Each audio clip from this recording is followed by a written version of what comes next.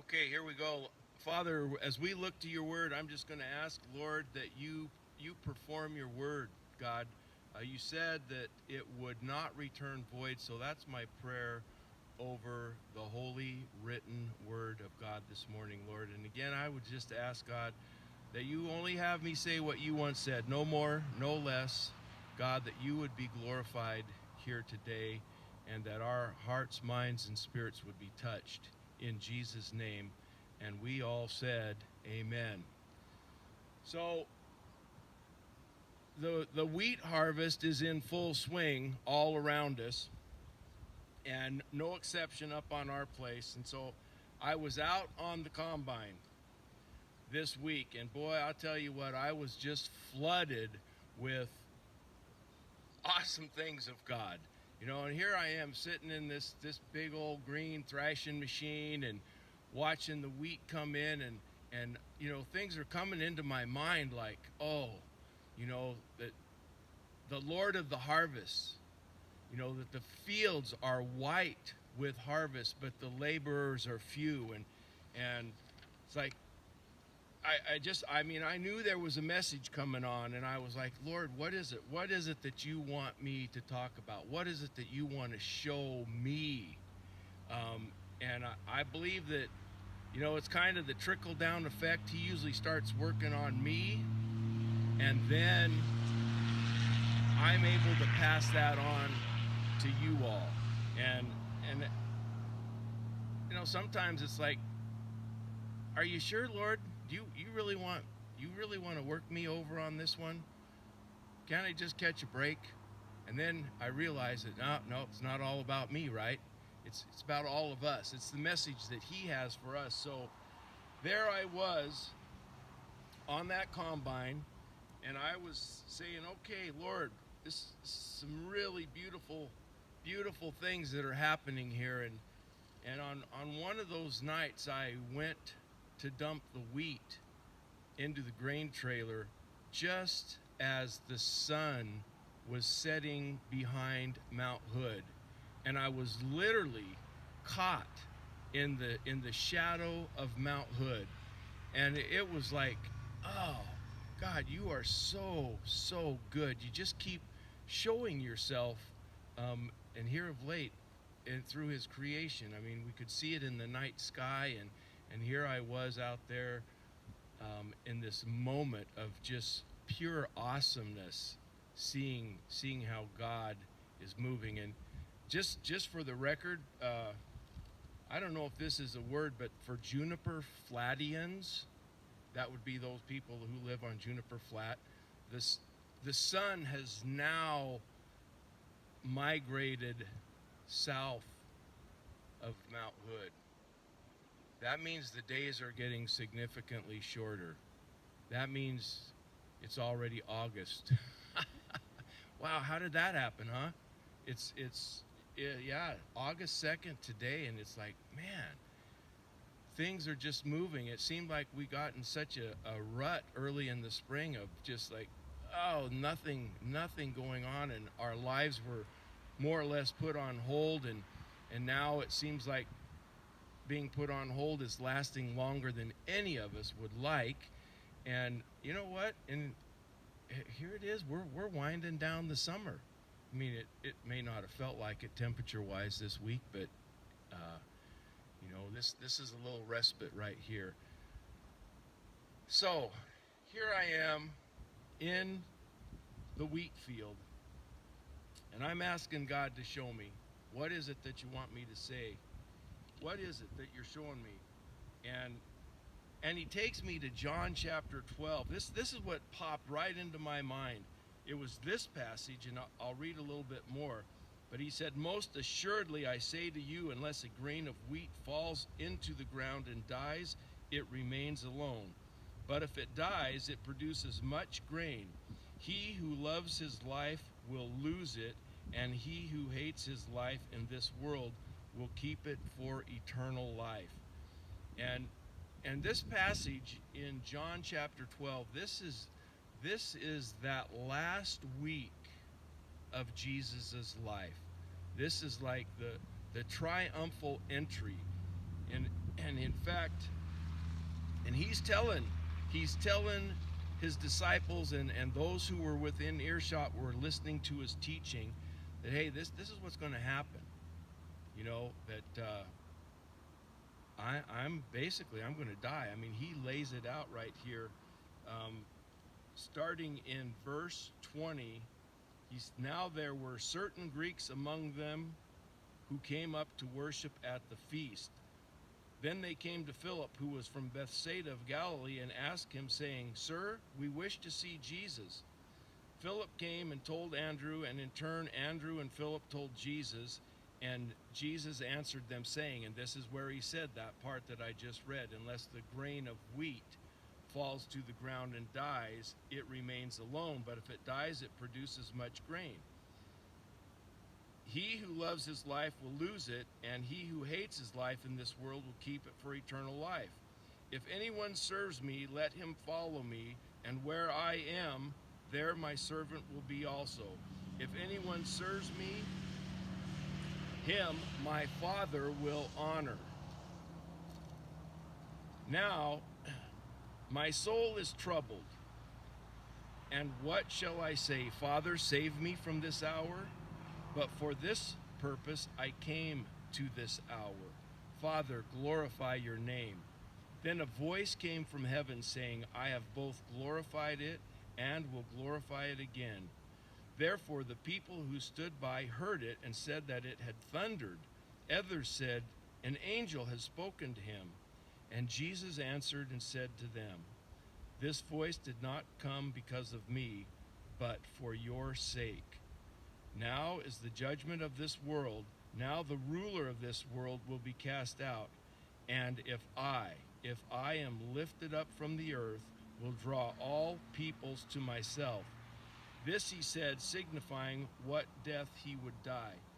So I want to just point out just a couple of things about this passage that were pertaining to the day. And Jesus told them, he basically said, hey, I must die. I must die.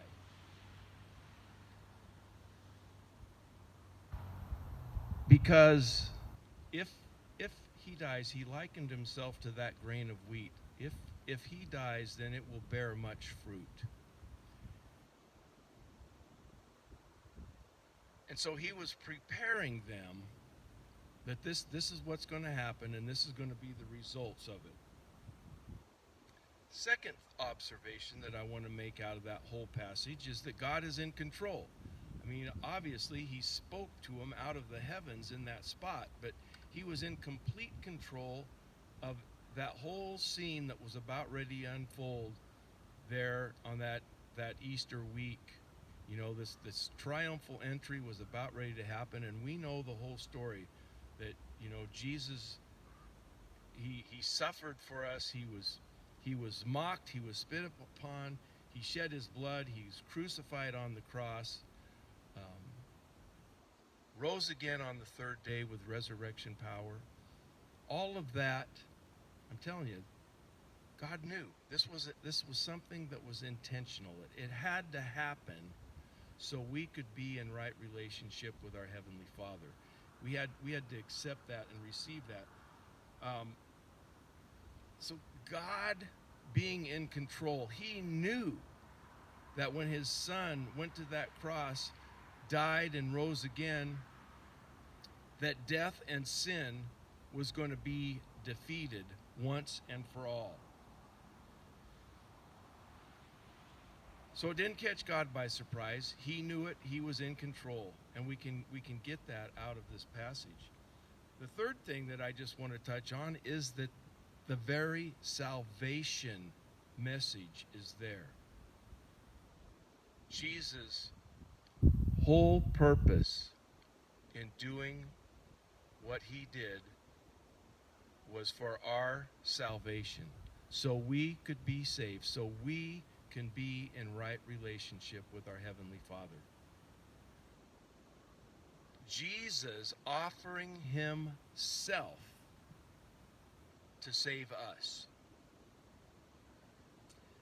And I would like to say that is so awesome And I can quit talking about this passage right now, especially the part that I'm really going to focus on, that the grain of wheat must fall to the ground and die.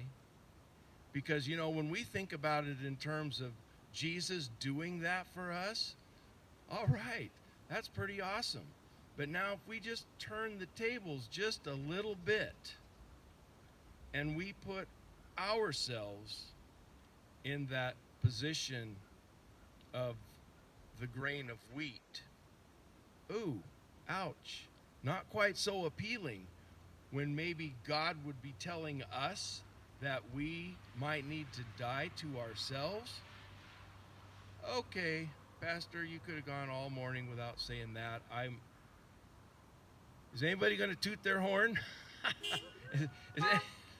I mean, I get it. It's not exactly what you call warm and fuzzy, thinking about putting ourselves in this position. And most assuredly, I say to you, unless a grain of wheat falls into the ground and dies, it remains alone.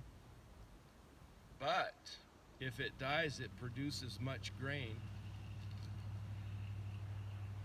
So what does that really mean? I mean, you guys, you remember the series from a number of years ago, the Not a Fan book by Kyle Idleman, and we talked about this very thing, about needing to die to ourselves. And in fact, Janine sang about that, being desperate for Jesus, and that part about, oh, when I come to die. And you know, we think about that, and we think about that when we're going to breathe our last breath on this planet. And for us believers, we're going to step into eternity and spend forever with the Lord Jesus. And I don't want to discount that, because honestly, folks, in this day that we live in, that is the hope that we can hang on to. That is the hope that we have to offer to other people. But as long as we have air in our lungs and our heart's still beating, there's something else that needs to happen, and we need to come to that place where we can deny ourselves, to where we can die to ourselves, and really begin to focus on what is it that God has for me. And I'm telling you, in this day that we live in, it's a mess out there, and you can find anything. You can invent it yourself. You can come up with it. You can kind of end up with any way that you want to run your own life. I mean, look around us. It's happening. People are messed up. We're a mess. Nobody's honking their horn. Nobody's shouting a big amen. I'm telling you, man. But we've got some hope, because we got the rock of the Lord Jesus Christ that we can stand on, that we're our firm foundation in the Lord Jesus. But guys, somehow we got to get the word out. And it's going to start with this becoming like a grain of wheat that falls to the ground and dies. And so when we begin to share the good news with anybody, our life is one that is committed and submitted to the Lord Jesus. And I think about it a lot.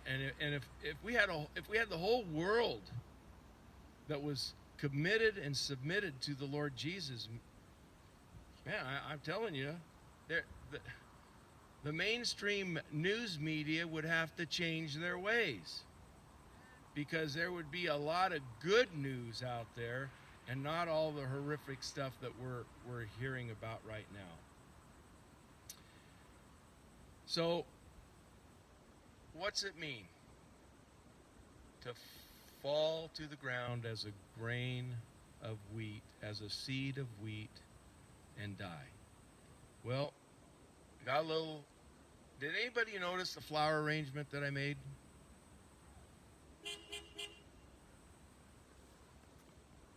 I mean, hey, just so you know, that's an oil bucket. It has no oil left in it. It's been cleaned out, but isn't it a pretty yellow color? So there's a couple guys that are on track with me. Anyway, so I went out and picked a little bit of wheat. So you would think, well, okay, one seed of wheat produced this stalk, and inside this stalk, I'm just going to guess without counting, I'm going to just guess somewhere around 30 or 40 seeds of wheat.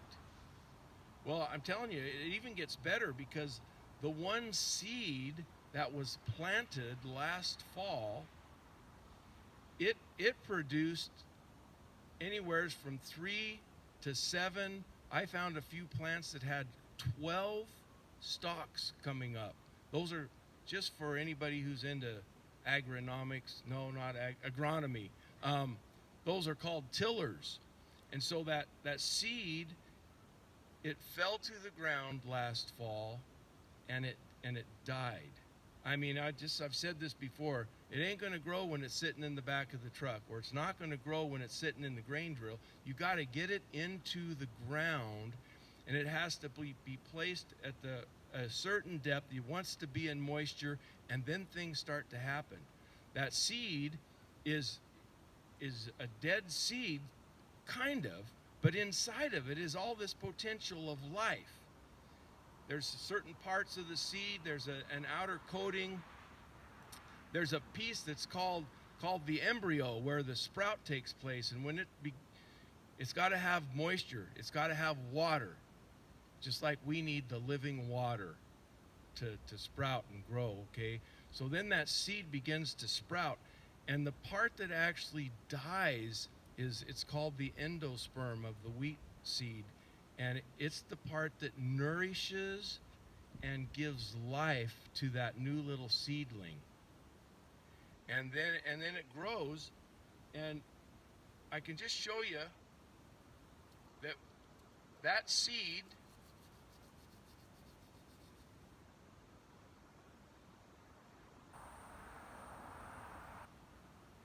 right there was a message too, separating the wheat from the chaff. Oh boy. Hey, if you need to put the boots on and lace them up this morning, just go ahead and do that, man. I'm telling you, he's gonna separate the wheat from the chaff. He's gonna separate the sheep from the goats. You listening over there? We got goats right over here. So, anyway, and I've spilled a few of these little kernels of wheat, but I'm just guessing. There's about 35 kernels of wheat. And if this particular one came out of it, say that there was 5 or 6 tillers, I mean, that one little seed of wheat, somebody quickly do the math. I mean, that's a couple hundred seeds of wheat that came from one. So I guess the message would be, guys, if we would consider dying to ourselves, if we would consider denying ourselves, all the works of the flesh, I don't know if you want me to go back and read those or not out of Galatians 5. I'm not, but there's some pretty nasty stuff there. But he tells us that we want to crucify that flesh. We want to die to our flesh. We want to die to ourselves. And so we can go on to bear fruit. We can bear much fruit. And I'm going to tie it in with this. The fields are white with the harvest, but the laborers are few. We are the laborers that he wants to send into the field. Oh, but Pastor, I could never do what you're doing. In fact, you've been kind of silly this morning. I, I could never do that. Listen, if you've asked Jesus Christ into your heart, and he is your Savior and your Lord, you have a story to tell. You have a testimony, and you need to share that more today than ever. Hey, Brandon, is it okay if I just throw these kernels of wheat here on the grass? I think he said yes. I'm guessing that the chickens or the birds are going to eat those before they get a chance to sprout. But guys, it is not that difficult to share your story. And I'm just going to say, in this day that we live in this hopeless and sometimes helpless time that we find ourselves in, let your light shine. People need to know that we have hope in the Lord Jesus Christ. And it's not only hope that we know we're going to spend eternity with him, but it's hope that he will walk with us presently. And I've said this so many times, whether it's through the valley of the shadow of death, or whether we're on the pinnacle high spot of our life and it's like, woohoo, it doesn't get any better than this, baby. He will be there with us. And we just need to acknowledge that he's walking with us. And that's hope that will work today, knowing that God is with us, knowing that he cares about us. So it's that part about dying to ourself, dying to our flesh, dying to our wants and our desires. Well, am I telling you that if there's something really good that you got going on that you just need to stop it, just let it go, walk away from it? No, I'm not telling you. God is right in the middle of that with you. And invite him in. Invite him to keep directing and leading and guiding you with whatever that is. But if there's some things that we might need to change, a little attitude, a few habits, something going on in our thought life, that we just need to say, okay, God, I'm going to turn this over to you. That's the part. That's the part about dying to ourselves. I got a ton of passages that can back that up, but there's just a couple that I want to read. If I can find them here. Yeah, Matthew chapter 16, verses 24 and 25. Then Jesus said to his disciples, whoever wants to be my disciple must deny themselves and take up their cross and follow me. For whoever wants to save their life will lose it, but whoever loses their life for me will find it. So he wants us to be totally sold out to him, lock, stock, and barrel. One of my favorites, Galatians 2:20. I have been crucified with Christ, and I no longer live, but Christ lives in me. The life I now live in the body, I live by faith in the Son of God who loved me and gave himself for me. That's Galatians 2:20. I mean, that is a very powerful passage. Galatians 5:20. Those who belong to Christ Jesus have crucified the sinful nature with its passions and desires. Oh boy. Now you're getting right down there, Pastor. You can stop reading. I'm not going to.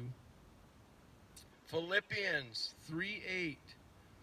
What is more, I consider everything a loss because of the surpassing worth of knowing Jesus Christ my Lord, for whose sake I have lost all things.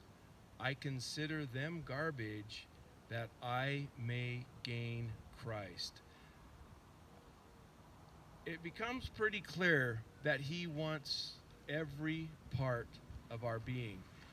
So my encouragement is that we spend a little bit of time saying, Lord, is there something that you want to work on me about, or on with me on something? We don't need to white knuckle this thing, okay? I mean, you can go ahead and try white knuckling it if you want to. I've known some guys who've done it. They've actually had success, and it's hard to talk to them about a need for Jesus, because they've done it on their own. They've just reached down and grabbed another gear and just survived without the Lord. Wow, we don't have to do that. I'm encouraging us to invite Jesus to come alongside us and walk us through anything that he's putting his finger on in our life. That we would be able to become like that grain of wheat and die to ourselves, that we may bear much fruit. That we may bear much fruit. And I just will say it, that fruit may be another family member. Those are pretty hard nuts to crack sometime. Did I just call my family nuts? I think I did. Anyway, family members can sometimes be the toughest, but you may have a friend, you may have a neighbor, you may have an acquaintance, you may have a perfectly good stranger come across your path that you need to allow this fruit that God wants to bear in our life, that you may have to share that, you may get to share that fruit. There's another one of the passages that came to mind on that combine, the parable of the sower. And those seeds get planted, get tossed out there, and some of those seeds grow up to be a mighty harvest. And somebody has to plant, somebody has to water, somebody has to come alongside and prune sometimes, but then somebody gets to be with the Lord of the harvest. Sometimes we get to ride on the combine, as it were, with Jesus and lead someone in the sinner's prayer. Wow. That's the kind of fruit that can happen when we choose to die to ourselves and cling to Jesus, and then we can make a huge difference in this world that we live in.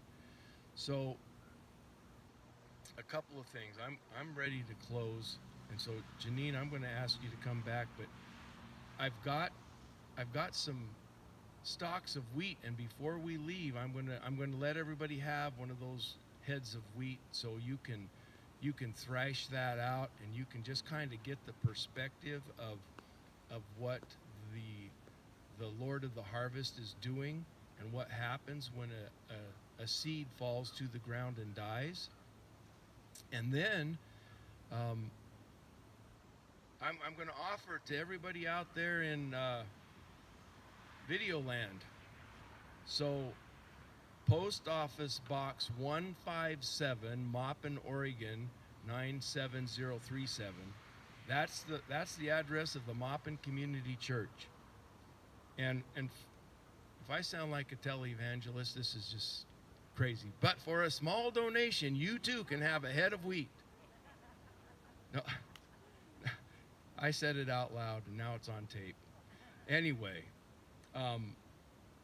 if you watch this and you've never had a head of wheat and you want to thrash that out, get a hold of me, and I will see to it that you get a head of wheat. Now you're going to be getting seeds in the mail, okay?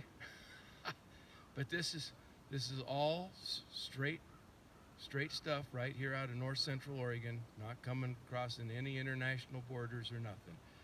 But just so you can have the opportunity to see what happens. And it's a great word picture put into real life. So with that, Father, we love you so much. We thank you, Lord. God, you said it, that the grain of wheat had to fall to the ground and die so that it could produce much.